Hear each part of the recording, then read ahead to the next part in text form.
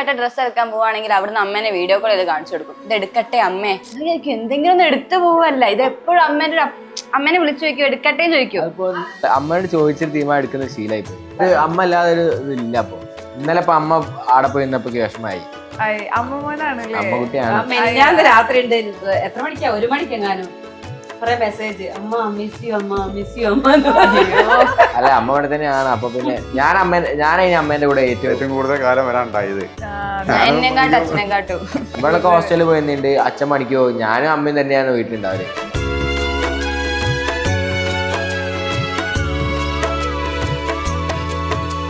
അന്തുവിന്റെ അടുത്താണെങ്കിൽ ഞാൻ കണ്ടൊരു കാര്യം, കുറേ ഇങ്ങനെ വെറുപ്പിക്കാൻ തുടങ്ങാന്ന് കാണുമ്പോൾ ഞാൻ വേഗം പോയി ഉമ്മോളൂ. അവൻ എൻ്റെ അടുത്ത് വന്നിട്ടല്ലേ വെറുപ്പിക്കുന്നത്. അപ്പൊ ചിലപ്പോൾ വേഗം ഇന്നലെ ഞാനത് ചെയ്തു. ഈ ഡാൻസ് വീഡിയോക്കും ഭയങ്കര ഫാൻസ് ഉണ്ട്. അമ്മക്കൊരു ഈഗോ പറഞ്ഞൊരു സംഗതി ഉണ്ടല്ലോ, അത് പോയാ ഒരു കുഴപ്പമില്ല. ഇത് കാണിച്ചു തന്നില്ലേ, ഇത് നമുക്ക് വീഡിയോ എടുക്കാം, വരി. അപ്പോഴാരാ അവരുടെ കൂടെ പോകുന്നത്? താല്പര്യമുള്ളവർക്ക് പോകാം, ഇല്ലാത്തവര് വരണ്ട. റിയല്ലേ ഇവര് ശരിക്കും വീഡിയോ കാണുന്ന ആൾക്കാരാണോ? ഏറെക്കുറെ ആണ്. പക്ഷെ അവരൊരു കച്ചറോട് നമ്മള് വീഡിയോ എടുത്തിടണം. എന്നാളൊരു വീഡിയോ അമ്മ മിണ്ടാന്നൊരു വീഡിയോ ഉണ്ടായിരുന്നു. അമ്മ മനസ്സ് പാട്ടുപാടി വെറുതെ എടുത്ത്. അപ്പൊ അമ്മക്ക് ദേഷ്യമാണ്. അപ്പൊ അച്ഛൻ ബാക്കിൽ നിന്ന് എന്നിട്ട് ഞങ്ങൾ ഡാൻസ് കളിച്ചു. അമ്മ ചിരിക്കുന്നേ അല്ല, എന്ത് ചെയ്തിട്ട് ആ വീഡിയോ നല്ല റീച്ച്. ഇതിനു മുമ്പേ പാത്രങ്ങളൊക്കെ എടുത്ത് എറിയലായിരുന്നു. പറക്കും. നമുക്ക് ഒരു സഹിക്കാൻ പറ്റുന്ന ഒരു ലിമിറ്റ് ഇല്ലേ? യൂട്യൂബിൽ നിന്ന് ഇപ്പൊ മാസമൊക്കെ 10,000 രൂപേന്റെ അടുത്താണ് റവന്യൂ. ഇല്ലാന്നല്ല, 10,000 രൂപേന്റെ അടുത്താണ് റവന്യൂ ഉള്ള ആയിട്ടുള്ള 1 മില്യന്റെ ചാനലാണ്. അപ്പൊ ഞാൻ പണിക്ക് പോകും. എന്തിനാ അപ്പൊ എല്ലാരും പറയും, ഇതൊക്കെ വലിയ സെലിബ്രിറ്റി അല്ലേ, ഇതൊക്കെ എന്തിനാ പണിക്കൊക്കെ വരുന്നത്, യൂട്യൂബിൽ വീഡിയോ ഇട്ടിട്ട് എത്ര പൈസ കിട്ടൂല. പേയ്മെന്റ് ഒക്കെ അങ്ങോട്ടും ഇങ്ങോട്ടും ഡിലേ ആവും. അതിപ്പോ ഒരാളും പറഞ്ഞല്ലോ കേട്ടോ. അപ്പൊ ഈ ഫീൽഡ് ആയതുകൊണ്ട് നമുക്ക് തല്ലാനും പറ്റില്ല, ചോദിക്കാനും പറ്റില്ല, ഇവരെങ്ങനെ എത്ര പൈസ വാങ്ങുന്നതെന്നും പറയാൻ പറ്റില്ല. ഒരു കല്യാണ വർക്കിന്റെ തലേദിവസമൊക്കെ പോയി വീഡിയോ എടുക്കലൊക്കെ കഴിഞ്ഞ് വന്ന് കിടക്കുന്ന ഒരു സമയം എന്ന് പറഞ്ഞാല് ചിലപ്പോൾ ഒരു 12-1 മണിക്കായിരിക്കും. ചിലപ്പോൾ അവര് ആ വീഡിയോയും കൂടെ എഡിറ്റ് ചെയ്ത് കൊടുത്തിട്ട് ഇവൻ കിടക്കുക. നേരം വെളുക്കുമ്പോഴേക്കും പിന്നെ എഴുന്നേറ്റ് ഇവൻ പോകുന്നു. പിന്നെ അതിന്റെ പൈസയൊന്നും കിട്ടൂല. ചിലരത് കൊടുക്കൂല. ഇവരെ വിചാരം ഇത് വെറുതെ, ഇത് ഇത്ര വേഗം വീഡിയോന്റെ ഔട്ട് കൊടുക്കുമ്പോൾ ഇവരെ വിചാരം എന്താ, ഇത് വെറുതെ സാധിക്കുന്ന കാര്യമാണെന്നുള്ളത്. ഈഗോ പ്രശ്നം കഴിഞ്ഞ് കഴിഞ്ഞാൽ അതിന്റെ അപ്പുറത്തേക്കുള്ള എന്ത് പ്രശ്നം ഏത് വീട്ടിലുണ്ടാവുക? അതിന്റെ അപ്പുറത്തേക്ക് ഒരു പ്രശ്നം ഒരു വീട്ടിലും ഉണ്ടാവില്ല. അത് മാറ്റിയാൽ മതി എല്ലാവരും. അത് ചിലപ്പോൾ ഞാൻ കുറച്ച് ഈഗോയിലാണ് ഇപ്പൊ ചേട്ടൻ്റെ അടുത്ത്. അപ്പൊ ആണ് ഗൈസ്, ആണ്.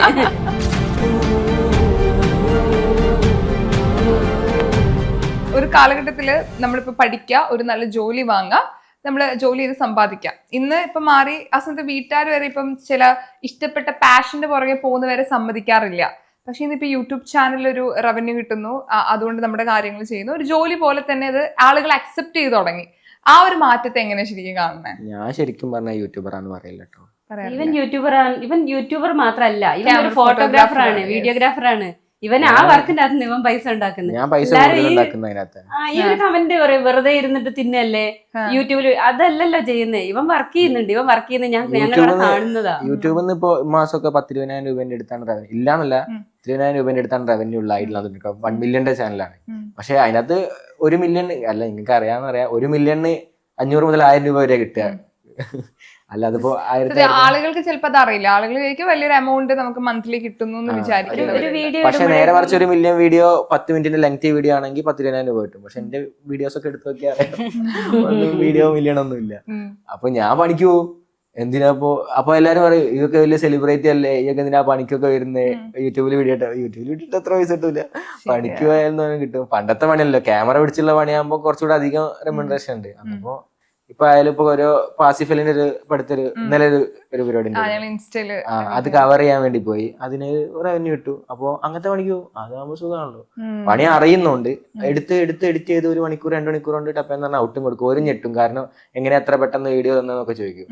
കുറെ ആയില്ലേ, ഒരു 10,000-15,000 വീഡിയോ എഡിറ്റ് ചെയ്തൊക്കെ ഒരു വീഡിയോ എഡിറ്റ് ചെയ്ത് കൊടുക്കുന്നതിന് ഇപ്പൊ എന്താ പേയ്മെന്റ് ഒക്കെ അങ്ങോട്ടും ഇങ്ങോട്ടും ഡിലേ ആവും. അതിപ്പോ ഒരാളും പറഞ്ഞല്ലോ കേട്ടോ. അപ്പൊ ഈ ഫീൽഡ് ആയതുകൊണ്ട് നമുക്ക് തല്ലാനും പറ്റില്ല, ചോദിക്കാനും പറ്റില്ല, ഇവരെങ്ങനെ എത്ര പൈസ വാങ്ങുന്നതെന്നും പറയാൻ പറ്റില്ല.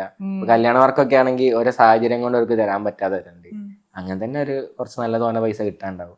പിന്നെ കല്യാണല്ലേ, അങ്ങനെ എന്താ നമുക്ക് ജീവിക്കാനുള്ള ഇപ്പോൾ ഉണ്ടാക്കണ്ടല്ലോ കൺസെപ്റ്റില് കുറെയൊക്കെ ഒഴിവാക്കിയും വിടും. ഇപ്പൊ തന്നെ എത്രയോ പേയ്മെന്റ് കിട്ടാണ്ട്. അപ്പൊ എല്ലാം നോക്കി കഴിഞ്ഞപ്പോ നടക്കൂലല്ലോ. സത്യം, ശരിയാണ്. അല്ല, കല്യാണ വർക്കിനൊക്കെ പോയിട്ട് ചില സമയത്തൊക്കെ ഇവിടുന്ന് ഇവൻ രാവിലെ ഒരു കല്യാണ വർക്കിന്റെ തലേദിവസമൊക്കെ പോയി വീഡിയോ എടുക്കലൊക്കെ കഴിഞ്ഞ് വന്ന് കിടക്കുന്ന ഒരു സമയം എന്ന് പറഞ്ഞാൽ ചിലപ്പോൾ ഒരു 12-1 മണിക്കായിരിക്കും. ചിലപ്പോൾ അവര് ആ വീഡിയോയും കൂടെ എഡിറ്റ് ചെയ്ത് കൊടുത്തിട്ട് ഇവൻ കിടക്കുക. എന്നിട്ട് ഇവൻ കിടന്ന് രാവിലെ അവര് ഒരുങ്ങുമ്പോഴേക്കും പോയിട്ട് വീഡിയോ എടുക്കാൻ പോണ്ടേ, നേരം വെളുക്കുമ്പോഴേക്കും പിന്നെ എഴുന്നേറ്റ് ഇവൻ പോകുന്നു. പിന്നെ അതിന്റെ പൈസയൊന്നും കിട്ടൂല. ചിലരത് കൊടുക്കൂല. ഇവരെ വിചാരം ഇത് വെറുതെ ഇത് ഇത്ര വേഗം വീഡിയോന്റെ ഔട്ട് കൊടുക്കുമ്പോ ഇവരെ വിചാരം എന്താ ഇത് വെറുതെ സാധിക്കുന്ന കാര്യമാണെന്നുള്ളതാണ്. ഇവന്റെ എക്സ്പീരിയൻസ് കൊണ്ടാണ് അത് ചെയ്യുന്നത്. സത്യം. എപ്പോഴും അച്ഛന്മാരെപ്പോഴും പറയുമ്പോൾ ഇപ്പം എപ്പോഴും സെക്യൂർ ആയിട്ടുള്ള ഒരു ജോലി, ഒരു ഗവൺമെന്റ് ജോലി വേണം എന്നാണല്ലോ എപ്പോഴും പറയാം. ഒരു കാലഘട്ടത്തിൽ പറയാ. എന്തുകൊണ്ടാ അങ്ങനെ മകനെ പുഷ് ചെയ്യാണ്ട് ഇഷ്ടമുള്ള കാര്യങ്ങൾ ചെയ്യുന്നു പറഞ്ഞത്? അവന്റെ ഇഷ്ടം നടക്കട്ടെ വെച്ചിട്ടാ. അവന് എത്രയും കമ്മിറ്റ്മെന്റ് ആയി വീഡിയോ എടുക്കുക, അങ്ങനെ എത്ര സമയം വേണേ ഇരുന്നോളൂ. അവനാണല്ലേ 3 മണി 4 മണിയൊക്കെ ആയിരിക്കുന്നത്. അപ്പൊ അവന്റെ ഇഷ്ടം നടന്ന് നമ്മള് കമ്പലയും ചിലപ്പോ അതിലെത്തിയില്ല, പിന്നെ ഇതും ഉണ്ടാവൂല. അപ്പോൾ അവന്റെ ഇഷ്ടത്തിൽ നടക്കട്ടെ വിചാരിച്ചതാ. അവളൊക്കെ എല്ലാരും അങ്ങനെ സപ്പോർട്ടാ. മകളെയും ഈ സപ്പോർട്ടാണ്. സപ്പോർട്ട് കുറച്ച് കൂടുതലാ. അതെനിക്ക് പറയാൻ അതെന്തൊരു കുത്തി പറഞ്ഞ നല്ല രീതിയിൽ പറഞ്ഞു. നല്ല എല്ലാ കാര്യത്തിലും നല്ല സപ്പോർട്ടാട്ടോ. അത് വീട്ടിലെ കുടുംബത്തിലെ ഏറ്റവും കൂടുതൽ നല്ലൊരു ഫാമിലി എന്ന് പറയുമ്പോൾ അങ്ങനെയല്ല കേട്ടോ, അഹങ്കാരല്ല ഉള്ളത് പറഞ്ഞ. അപ്പൊ എല്ലാരായാലും ഇവരുടെ ഒപ്പീനിയന് വാല്യൂ ഉണ്ട് എപ്പോഴും. കാരണം എല്ലാരും യൂത്തിനെ ടച്ച് ചെയ്തുകൊണ്ട് വർത്താനം പറയാ. പിന്നെ വലിയ ആൾക്കാർക്കാണെങ്കിൽ അവർക്ക് ഒരു കാര്യം പറഞ്ഞു കൊടുക്കണമെങ്കിൽ ഇവർക്ക് പറഞ്ഞു കൊടുക്കാൻ പറ്റൂ. അപ്പോ ഇപ്പൊ ഏത് ഫാമിലിയിലാണെങ്കിലും എന്റെ ചേച്ചിമാരായാലും ഇവരുടെ അടുത്തേക്ക് ഒപ്പീനിയൻസ് കൂടുതലും ചോദിക്കുക. അപ്പൊ നല്ലൊരു അഡ്വൈസ് ഇവരുടെ നിന്ന് കിട്ടും. സജഷൻസ് ആയാലും ഒന്ന് മേമ പറയോ അല്ലെങ്കിൽ അമ്മ പറയോ ചേച്ചി പറയോ എന്ന് പറഞ്ഞിട്ടേക്ക് അമ്മേനോട് ചോദിക്കുക. അപ്പൊ അമ്മയായാലും അച്ഛനായാലും ഒരു സപ്പോർട്ട് ഭയങ്കര. അപ്പൊ ടെക്നോളജിക്കലി ആയാലും ഒക്കെ ഇവര് ഒക്കെ ഒരു ഓക്കെ ആണ്. ഡാൻസ് വീഡിയോക്കും ഭയങ്കര ഫാൻസ് ഉണ്ട്. അമ്മയുടെ ഡാൻസ് കളിച്ചിട്ടുണ്ടോ? ഇന്നില്ലേ നമുക്കൊരു ഈഗോ പറഞ്ഞൊരു സംഗതി ഉണ്ടല്ലോ, അത് പോയാ ഒരു കുഴപ്പമില്ല. എന്റെ കൂടെ ഡാൻസ് കളിക്കുമ്പോ അല്ലേ പെർഫെക്റ്റ് അല്ലല്ല, ആര് പെർഫെക്റ്റ്? ഞങ്ങളെ 1ാമത്തെ 2ാമത്തെ കണ്ടിട്ട് കളിക്കില്ലേ, അതായിരിക്കും ഏട്ടൻ എടുക്കുക. ഞങ്ങൾ അപ്പോഴേക്കും സ്റ്റെപ്പ് പഠിച്ചിട്ടുണ്ടാവുക. ഞങ്ങൾ സ്റ്റെപ്പ് പഠിച്ചപ്പോഴേക്കും ഏട്ടൻ വീഡിയോ കഴിഞ്ഞ് എഡിറ്റ് ചെയ്തിട്ടുണ്ടാവും. അപ്പോഴേക്കും ഞങ്ങൾ കാണുക 2 തവണ പഠിക്കാനെന്ന് പറയും. പഠിക്കാൻ വേണ്ടി കുറെ സമയം നോക്കൂ. ആ സമയം കൊണ്ട് 15 മിനിറ്റ് ഡാൻസ് വീഡിയോ എഡിറ്റ് ചെയ്തിട്ട് ഇത് കാണിച്ചു തന്നില്ലേ, ഇത് നമുക്ക് വീഡിയോ എടുക്കാം വരി. അപ്പോഴാരാ അവരുടെ കൂടെ പോകുന്നത്? താല്പര്യമുള്ളവർക്ക് പോകാം, ഇല്ലാത്തവര് വരണ്ട. ചിലപ്പോ അവൻ പറയും നിർബന്ധം ഇടാ വരി. ഷൂട്ടിനൊക്കെ ഇറങ്ങുമ്പോ പാട്ടിലെ വീഡിയോ ഇടുന്നത്. അപ്പൊ ഇവരൊക്കെ വിളിച്ചു തരുമ്പോ ഇവര് പാട്ട് കണ്ട് ഡാൻസും പഠിച്ചു വരുമ്പോഴേ സമയം കുറെ പോകും. ഏട്ടൻ പറഞ്ഞ ഫുൾ സ്റ്റെപ്പും പഠിച്ചിട്ടുണ്ട്. ഞാൻ പഠിച്ചു. ചേട്ടൻ പഠിച്ചിട്ട് വരും. ഞാൻ പഠിക്കുന്നത് അങ്ങനെ പറയാ കളിക്കുന്ന. ഞാൻ ഡാൻസ് പഠിക്കുന്നൊന്നുമില്ല. ഞാൻ എന്തേട്ടെ ഒരു വീഡിയോ ഇടാനുള്ള കൺസെപ്റ്റിലായിട്ട് ഇടുള്ളൂ. ഞങ്ങൾ രണ്ടാളും എപ്പോഴും പുറകിലായിരിക്കും. ഇപ്പൊ ഡാൻസ് വീഡിയോസ് ഉള്ളൂ ശരിക്കും പറഞ്ഞു. അത് പ്രശ്നമാണ്. കണ്ടന്റ് വീഡിയോസ് എടുക്കാനുള്ള ടൈമില്ല. കാരണം ഇതാണ് പ്രശ്നം. ഒരു പ്ലാനിങ്ങിലൊക്കെ ആണെങ്കിൽ ഒരു 15 മിനിറ്റിലൊരു ഷോർട്സ് ഒക്കെ എടുക്കാറുണ്ടായിരുന്നു. പക്ഷെ ഇപ്പോ പ്ലാനിങ് ഒന്നുമില്ല, ഒന്നും നടക്കുന്നില്ല. കണ്ടന്റ് മനസ്സിൽ ഞങ്ങള് പറഞ്ഞു വെച്ചിട്ടുണ്ടായിരുന്നു, പക്ഷെ അതൊന്നും എടുത്തില്ല കേട്ടോ. പിന്നെ ഇവനെ കുറച്ച് മടിയെന്ന് പറഞ്ഞാൽ അങ്ങനെയല്ല. ഇപ്പൊ ഭയങ്കര ഗെയിം കളിക്കല പണി. ഇല്ല ഇപ്പൊ കളിക്കില്ല. ഇല്ല ഇപ്പൊ എപ്പോഴും കളിക്കാറേ ഉള്ളൂ. രാവിലെ എണീറ്റ് വന്ന് അവളെ ജോലിക്ക് പോകണ്ടേ കൊണ്ടുപോയാക്കി ഇവിടെ അങ്ങോട്ട് കിടക്കും, സെറ്റിയിൽ കിടക്കുക, ഇരുന്ന് കുറെ ഗെയിം കളിക്കുക. അത് കഴിഞ്ഞ ഉച്ച വരെ ഉറങ്ങുക. ആര് വിളിച്ചാലും ഫോൺ എടുക്കൂല. അല്ല ഇപ്പൊ അങ്ങനെയൊന്നുമില്ല. ഇപ്പൊ കൊറേ റെസ്റ്റാ. വേറെ അച്ഛൻ റിട്ടയർഡ് ആയപ്പോ ഞാനും അച്ഛന്റെ കൂടെ റിട്ടയർമെന്റ് ലൈഫ് എൻജോയ് ചെയ്യട്ടെ, ഇതൊക്കെയാ പറയാ. ഈ വീഡിയോ കാണുമ്പോഴേ ഇപ്പൊ നന്നിട്ട് എന്ത് പാവാണ്, ഇത്രയും ഒരു പാവം ചെറുക്കെന്നൊക്കെ കമന്റ് വരും. ശരിക്കും ഈ കാണുന്ന പാവാണ്, റിയൽ ആൻഡ് റിയൽ ഡിഫറെന്റ് ആണല്ലോ. ശരിക്കും ഇത്രയും പാവാണ് ഇയാള്, നല്ല കുട്ടി. ഇരുത്തം കണ്ട പാവാണ്. ചീത്തരം എടുക്കാം അമ്മേനൊക്കെ. അല്ല ഞാൻ വീഡിയോ എടുക്കുമ്പോഴേ കൊറേ സജഷൻ ഇവിടെ വക ഉണ്ടാവും. അന്നപ്പോ ദേഷ്യം പിടിക്കും. ഞാൻ പറയുമ്പോ ഉണ്ടാകുക ഞാൻ വല്ല പറയുമ്പോണ്ടാകുക. പക്ഷെ ഇവള് പിന്നെ ഇങ്ങനെ പറഞ്ഞുകൊണ്ടിരിക്കും. ഇവിടെ സജഷൻ കൊറേ ഒരായിട്ട് ഉണ്ടാവൂലേ, അത് നടക്കൂല. പിന്നെ ചീത്ത അറിയാം. കാര്യം മനസ്സിലായിട്ട് എത്ര നേരത്തെ സൈലന്റ് ആയിട്ട് മാറി. ഞാനൊന്നും പറയില്ല, നല്ലതും പറയില്ല ചീത്തയും പറയില്ല. ഡയലോഗും പറയില്ല.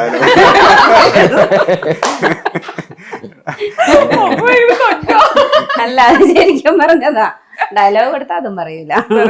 നമ്മൾ സൈഡ് അപ്പൊ കിടന്ന് തപ്പി തപ്പി കളിക്കുന്നുണ്ടല്ലോ. അച്ഛൻ ശരിക്കും നാച്ചുറലി ചെയ്താൽ നല്ല രസമായിരിക്കും. അച്ഛൻ നാച്ചുറലി ചെയ്യുന്ന പോർഷൻസോ യൂട്യൂബിൽ ഉള്ളൂ. അതച്ഛൻ പറയുന്ന വെച്ചാൽ തെറ്റിച്ച് പറയുന്ന ഡയലോഗ് ആയിരിക്കും അത്. പിന്നെ അത് പറഞ്ഞ ശരിയായവനോട് ക്യാമറയിൽ ചോദിക്കും ആ പോർഷൻ കട്ടാ, അതിന് മുമ്പുള്ള പോർഷനൊക്കെ എടുക്കുക. ഇപ്പൊ 3 പേർക്ക് യൂട്യൂബ് ചാനൽ ഉണ്ട് അല്ലേ? അച്ഛനില്ല. അതെന്ന് അച്ഛന് എപ്പോഴാണ് യൂട്യൂബ് ചാനൽ ഇട്ട് കൊടുക്കാൻ നമ്മള്? അതിന് സംഭാഷണമില്ലല്ലോ.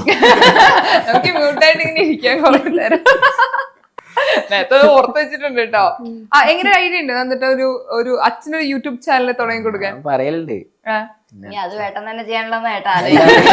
എല്ലാവർക്കും ഞാൻ തന്നെ ചെയ്യുന്നത്, അതാ പ്രശ്നം. ഇവർക്കൊക്കെ ഓണായിട്ട് ചെയ്യാൻ പറ്റൂ, എല്ലാവർക്കും ഇതിപ്പോ വലിയ ആന കാര്യമൊന്നുമല്ലല്ലോ. ഇവരാരും ചെയ്യാനുള്ള ഒരു ഇനീഷ്യേറ്റീവ് എടുക്കുന്നില്ല, അതാ പ്രശ്നം. ഞാൻ മടിയനാ പോ. അപ്പൊ ഒരു ഗെയിമിലേക്ക് നമുക്ക് പോയാലോ? അതായത് ഇപ്പം മകനെ കുറിച്ച് ഏറ്റവും കൂടുതൽ അറിയുന്നത് അനിയത്തിക്കാണോ അമ്മയ്ക്കാണോ അച്ഛനാണോ എന്നാണ് ഗെയിം. ഓക്കെ, ഞാൻ കുറച്ച് കാര്യങ്ങൾ ചോദിക്കും, അപ്പൊ അത് ആരാണോ ആദ്യം കറക്റ്റ് ആൻസർ പറയുന്നത്. Who know me better. Okay, റെഡിയാണോ? നന്ദുട്ടന്റെ ഫേവറേറ്റ് ഫുഡ് അത് ടൈപ്പ് ചെയ്യുക. ആരും കാണാതെ ആദ്യം ടൈപ്പ് ചെയ്യുക. ഓക്കെ, അച്ഛാ ഫേവറേറ്റ് ഫുഡ് ഏതാ? ബിരിയാണി. ബിരിയാണി. ഇവിടെ എന്താ ഫേവറേറ്റ് ഫുഡ്? ഞാൻ ഉണ്ടാക്കുന്ന എല്ലാ ഫുഡും നന്ദുവിന് ഇഷ്ടം. ഓഹോ, അമ്മേന്റെ ഫുഡായിരുന്നു ഇഷ്ടമോ? അമ്മേന്റെ ഫുഡാണ്. എന്താണ് ടൈപ്പ് ചെയ്തിട്ടുള്ളത്? ഞാൻ ദോശാണ് ടൈപ്പ് ഇഷ്ടായി. സ്പെസിഫിക് ആയി പറയുമ്പോ എന്തെങ്കിലും ടൈപ്പ്. അതെ, ശരിക്കും അങ്ങനെ പറയണം. എല്ലാ ഫുഡ് എന്ന് പറയുമ്പോ ഇപ്പൊ ദോശയിൽ പെട്ടു, ഇവിടെ ഇപ്പൊ പെട്ടു, എങ്കിലും അതിന് മാർക്കില്ല. Okay okay, good. അതുപോലെ തന്നെ കളിക്കാം. ഓക്കെ, സ്പെസിഫിക് ആയിട്ട് പറയണല്ലേ? എന്നാ എന്തായാലും കിട്ടൂല. അല്ല, ദോശയൊക്കെ ചെറുതാകുമ്പോ 6-7 എണ്ണം കഴിക്കാന്. അപ്പൊ ഇഡ്ഡലിയോ? അതെ, ഇവൻ കുഞ്ഞായ സമയത്ത് ഞാൻ ദോശ ഉണ്ടാക്കി. ഇവൻ LKG പഠിക്കുന്ന സമയത്ത് ഒരു ദിവസം ഞാൻ 5 ദോശ ഈ വലിയ നോൺ സ്റ്റിക്കിലാണ് ഉണ്ടാക്കുന്നത്. 5 എണ്ണം ഉണ്ടാക്കി കൊടുത്തിട്ട് ഇവൻ പിന്നെ അത് ഞാനൊന്ന് ചുടുമ്പോഴേക്ക് ഇവൻ കഴിച്ച് ഇങ്ങനെ ഇരിക്കുന്നുണ്ടാവും. ഇനിയും അപ്പൊ ഞാൻ കൊടുക്കാതിരുന്നപ്പോ ഏട്ടന്റെ അമ്മ എന്റെ അടുത്ത് പറഞ്ഞു, കുട്ടി ഫുഡ് കഴിക്കുന്നു, കുട്ടിക്ക് ഫുഡ് കൊടുക്കുക, ഭക്ഷണം കൊടുക്കും കുട്ടിക്ക്. കുട്ടി ചോദിക്കുന്നത് എന്താ വെച്ചാ തിന്നാൻ കൊടുക്കുക, അതിനെ വിശന്നിട്ടല്ലേ ചോദിക്കുന്നത്. 6-7 ദോശയായിട്ടും കഴിച്ചത്. ലൈവാണെങ്കിൽ ആരെയാണെന്ന് മിനിയാന്നൊക്കെ 8 എണ്ണം കഴിച്ചിട്ടുണ്ട്. അടുത്ത ചോദ്യം, നന്ദുട്ടന്റെ ഫേവറേറ്റ് കളർ? അങ്ങനൊന്നും ഇല്ല. പ്ലീസ് ഒരു കളർ ഇട്. പടച്ചോനെ, എന്ത് ചോദ്യം? അങ്ങനത്തെ ഒരു വെറുതെ ഒരു ഫേവറേറ്റ് കളർ ഉണ്ടാവും എല്ലാവർക്കും. ഒരു ഫേവറേറ്റ് എനിക്ക് സത്യമായിട്ടില്ല. നിങ്ങൾ പറഞ്ഞപ്പോ ഒരു കളർ എടുത്തിടാന്നുള്ളൂ. ആ ഒരു കളർ മനസ്സിലായി. പറയൂ. ബ്ലാക്കോ ബ്ലൂ ആയിരിക്കും. ഓക്കെ, ഞാൻ ബ്ലാക്കാ വിചാരിച്ച്. ഓക്കെ, ഞാനും ബ്ലാക്കാ വിചാരിച്ചത്. ഓക്കെ, പിങ്ക് എന്നൊന്നും പറയല്ലേ. ഞാൻ റെഡാണ്. എന്താ മോനെ, ഇതൊന്നും ഇല്ല. അയ്യോ, ഇവൻ കുഞ്ഞായപ്പോഴേ ഒരിക്കൽ കടയിലെ തുണി വാങ്ങിക്കാൻ പോയി. അന്ന് ഇവൻ എന്റെ അടുത്ത് ഓറഞ്ച് പാന്റിന് വേണ്ടിട്ട് കുറെ അന്ന് അങ്ങനെ ഒരു ട്രെൻഡ് ഉണ്ടായിന്, ഓറഞ്ച് പച്ച. പക്ഷെ ഇപ്പൊ ഏട്ട ഡ്രസ്സ് എടുക്കാൻ പോവാണെങ്കിൽ അവിടുന്ന് അമ്മേനെ വീഡിയോ കോൾ ചെയ്ത് കാണിച്ചു കൊടുക്കും. ഇത് എടുക്കട്ടെ അമ്മേ, ഞാൻ ഡ്രസ്സ് വാങ്ങി എന്റെ ഡ്രസ്സും അമ്മേനെ എടുത്ത് കാണിക്കൂ, ഇത് വാങ്ങിക്കട്ടെ. ഞാൻ വിചാരിക്കും എന്തെങ്കിലും ഒന്ന് എടുത്തു പോവല്ല, ഇത് എപ്പോഴും അമ്മേനെ വിളിച്ചു ചോദിക്കും, എടുക്കട്ടെ ചോദിക്കും. അതെന്തോ ഒരു ഇത് ആയിപ്പോയി. പക്ഷെ ചിലപ്പോ എന്നെ എടുക്കും കേട്ടോ, ഇഷ്ടപ്പെട്ട എന്നെ എടുക്കും. അമ്മ വേണ്ട പറഞ്ഞാൽ ഇഷ്ടപ്പെട്ട എന്നെ എടുക്കും. എന്നാലും അമ്മയോടും ചോദിക്കും എടുക്കട്ടെ. ഇനിയിപ്പോ ക്യാമറക്ക് ഒരു സ്കിൻ ഒട്ടിക്കണമെന്നില്ല ഇനി. അപ്പൊ ഞാൻ അമ്മേനെയും കൊണ്ട് പോയാലോന്ന് ആലോചിക്കാം. കാരണം അമ്മ ഒരു ലിസ്റ്റിലുള്ള അമ്മയോട് ചോദിച്ചിട്ട് തീരുമാനം എടുക്കുന്ന ഒരു ശീലമായി പോയി കൊറേയൊക്കെ. അപ്പൊ അതൊരു ഞാൻ വരുന്നില്ല എന്ന് പറഞ്ഞാലോ നീ എനിക്ക് ഇഷ്ടമുള്ള ചെയ്ത അമ്മ ഓരണം. ഞാൻ പോയി ഫോട്ടോ എടുത്തിടും. ഇങ്ങനെ കാണിച്ചു തരുന്നുണ്ട്. അമ്മ അതിലിതാ ഇന്നതൊക്കെ ഉണ്ട്, ഏതാ ഒട്ടിക്കണ്ട അമ്മ പറയും. അമ്മ അല്ലാതെ ഒരു ഇതില്ല. അപ്പൊ ഇന്നലെ ഇപ്പൊ അമ്മ ആടെ പോയി നിന്നപ്പോ വിഷമായി. അമ്മകുട്ടിയാണ്. ഞാൻ രാത്രി ഉണ്ട്. എത്ര മണിക്കാ? 1 മണിക്കെങ്ങാനും കൊറേ മെസ്സേജ്, അമ്മ മിസ് യു അമ്മ, മിസ് യു അമ്മ. അല്ല, അമ്മ ഇവിടെ തന്നെയാണ്. അപ്പൊ പിന്നെ ഞാൻ അമ്മേന്റെ കൂടെ ഏറ്റവും കൂടുതൽ കാലം വരാനുണ്ടായത്. ഇവിടെ ഹോസ്റ്റലിൽ പോയിട്ടുണ്ട്. അച്ഛൻ പണിക്ക് പോകും. ഞാനും അമ്മയും തന്നെയാണ് വീട്ടിലുണ്ടാവല്. ഞാൻ കോഴിക്കോട് വെസ്റ്റിൽ അവിടെ പോയ സമയത്ത് ഇവൻ ചില ദിവസം ഉച്ചയ്ക്ക് ക്ലാസ് കട്ട് ചെയ്തിട്ട് ഇവന് അവിടെ ഹോസ്പിറ്റലിൽ വരും. എന്നിട്ട് അവിടെ എന്റെ ബെഡിൽ കിടന്നിട്ട് ഇവൻ ഉറങ്ങും. എന്നിട്ട് വൈകുന്നേരം ആകുമ്പോൾ അവിടെ നിന്ന് എഴുന്നേറ്റ് തിരിച്ചു പോരും. അമ്മ ഇല്ലാഞ്ഞിട്ട് ഒരു സുഖമില്ല അമ്മയെ വീട്ടില് പറഞ്ഞിട്ട്. പക്ഷെ ഈ പ്രായത്തിലും ഈ കുറെ പേർക്ക് ഈ സ്നേഹം പ്രകടിപ്പിക്കാൻ പറ്റാത്ത സിറ്റുവേഷൻ വരാറുണ്ട്. അല്ലെങ്കിൽ പ്രകടിപ്പിക്കണം മനസ്സിലുണ്ട് എന്ന പുറത്തു വരുന്നില്ല. പക്ഷെ അതങ്ങനെ പ്രകടിപ്പിക്കുക എന്ന് പറയുന്നത് അതൊരു ഭാഗ്യ. പ്രകടനം കുറച്ച് കൂടുതലാണ്. ഓവറാക്കി ചളവാക്കുന്നൊക്കെ. ഇന്റർവ്യൂ കഴിയുമ്പോ എന്തോ കിട്ടാൻ ചാൻസ് ഉണ്ട്, ഇടക്കിടക്ക് നോക്കുന്നു.